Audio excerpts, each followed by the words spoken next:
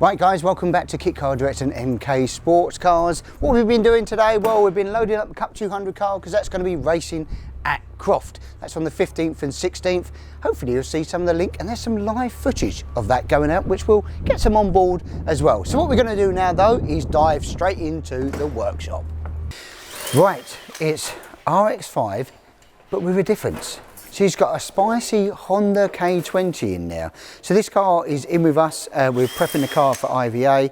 If there is any noise in the background, I'm not stopping the guys from working. They've got so much to do. Keep going, Adrian, keep going with that drill. So what we're on with here, well, headlights, you probably wonder why these extensions are on. Well, when we do the extra wide rear arches, which this vehicle has, you have to make sure that this complies with 400mm. It's not 400mm from the front ones, it's 400mm from the widest part of the vehicle. So that's why these extensions are on, for that reason. But engine bay on this particular car, this power plant is awesome. We absolutely love it, makes really good horsepower. He's then done a plumbing change on this one, a bigger throttle body as well. So it may even make a little bit more horsepower than standard. Super clean kit build actually. We do like this yellow. It's got the 50mm cage. The wing mirrors are here for IVA, a little bit higher. A may rate fit some other stuff, but super clean interior, all carbon fibre. It's got the 6-channel freewheel on this for the wireless as well. It's got some very slick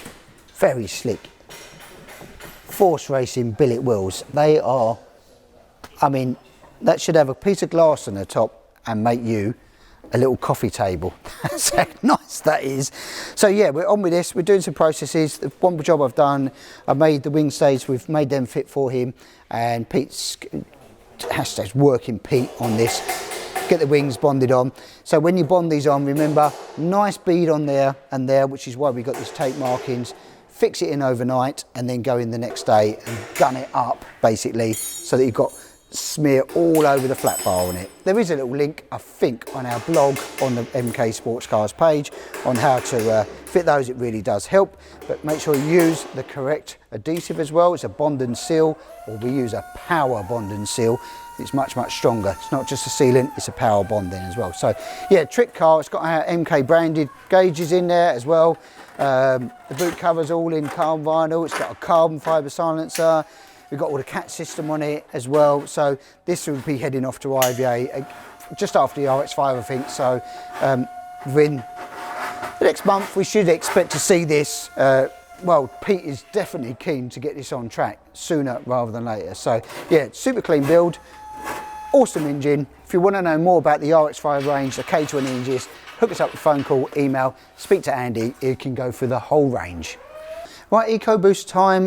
Probably haven't given you much of an update on this because we are working behind the scenes on this, and we don't show every millimetre of what we do work-wise. We have to give you a snapshot, otherwise we'll be filming every 5 minutes and you'd probably get bored.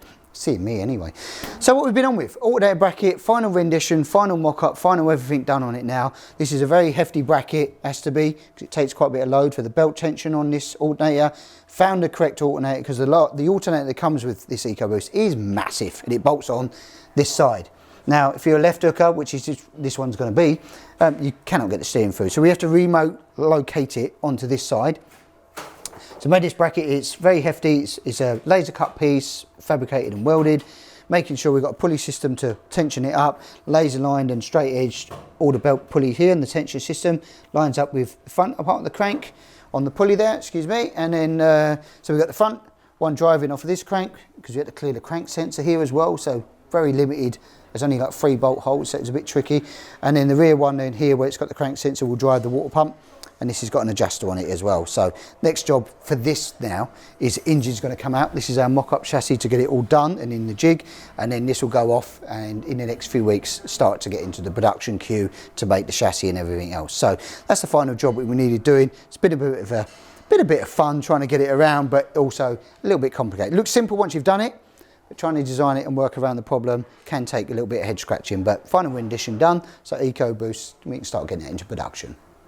Okay guys, it's M&R Mazda time. We've been on with this, as you know. We've been waiting for some parts. The first thing we was waiting for was changing the turbo manifold. We have finally got that. It's taken a few weeks to come in, but it does put everything where we need it to be. So now we've changed from that top mount manifold, which was this one. I'll get it over there, because it would not fit in. the engine, that fits that way, in here. And once you're in there, the turbo, as you would see, will be out here somewhere, which is not going to work. So now what we've done, we've fitted a low mount one in there. Now we've done this install before on our Mazda turbo as well, and it gives you a turbo look. You can see in the room now what we have down here to play with. We can now position the engine, which is what we've set about. Position the engine, make sure it clears the bonnet, because with them, for some reason, they make you drill your own holes where the engine mounts and you position it wherever you want, it seems to be. But we've got this set up, we've got a nice little billet set up on here, which is for the cooling. So this is going to be our link pipe going from here. We've got a little feed pipe going to here. It will go up to the header tank. This will then go to the bottom of the rad. We've also got the takeoff pipes here and here for cooling, water cooling the turbo.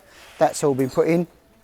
We're now doing the takeoff for the reroute kit at the back. We're going to take the standard housing off the front, and because we haven't got the coil packs on the back of the Mazda Engineer, we can reuse this with the thermostat housing at the back and run a reroute kit and blank this one off at the front. So we no longer need that. We'll blank that and we'll bring it in here and out of there, and it definitely helps when you're doing turbo to do the reroute kit. Next job, we've got the bonnet, we've got the scuttle on, that's been cut and trimmed, and the final hole for the steering column all put in, all nice and precise. I mean, the guys have gone to millimetre perfect here on this, so they've done a nice job. We've got all the engine gearbox you've seen already bolted in on this one. So now that's on, we dry fit all the bonnet, all the nose cone, get all that finished. That will get put away, and then we can finish on the, basically, we're going to change this, which is the feed for the turbo. Well, it's going to be shortened, and we'll take it off this back takeoff here actually, instead of running it all the way around there, because we noticed that this one, some reason, somebody's got a massive kink on this. So we're going to get rid of that part, which goes in here. We'll shorten it to here, put a 90 off of this feed, and that would basically feed the turbo then as well. So she's cracking on now. We've got the parts. Now that she's got the parts, she's starting the motor, which will be nice. You get the bodywork on, side panel, the body tubs over there. That's all been trimmed out. It's just sat over there, ready for that to bolt on, so it suddenly start looking like a car. Right, the car has been shoehorned into our transporter here, and we've been prepping that for the last few days, putting its race decals on. It's number 65, so look out for Matthew Booth, cheer him along. He's going to be up against 6 cars that are going to be at Croft out there racing, and if you want to get involved in that series or know more information out, then hook up, phone call, email here, or speak to Atomic Racing or RLM Racing, and they will hook you up on the series. You get to know about the car, what the experience is, how many events, the prices, the structure, and of course, firstly, how fast they are. So yeah, look out for that for the Cup 200 series. Right, while we're here staying over the chassis time, let's get to chassis register time. It is that time of the week. It is up on this side. If you're in the queue, congratulations. I can't wait for your project to start. If you want to get in the queue, hook us up with a phone call, email, speak to Andy here, or come down and see us at the factory. We can talk you through the process, get you out in a demo car and have a little bit of fun and start your next project. Right, another wrap for this week. Black Panther is going off to its new owner, so it's just having its final pre-delivery inspection, but she does look stunning in the black and gold. I'm sure she's going to have some great fun tearing it up. If you want to know more about the range, then hook us up with a phone call and email, or come down here to see us at the factory at MK Sportscars. Don't forget to press the like and share button, guys, and we will catch you next week.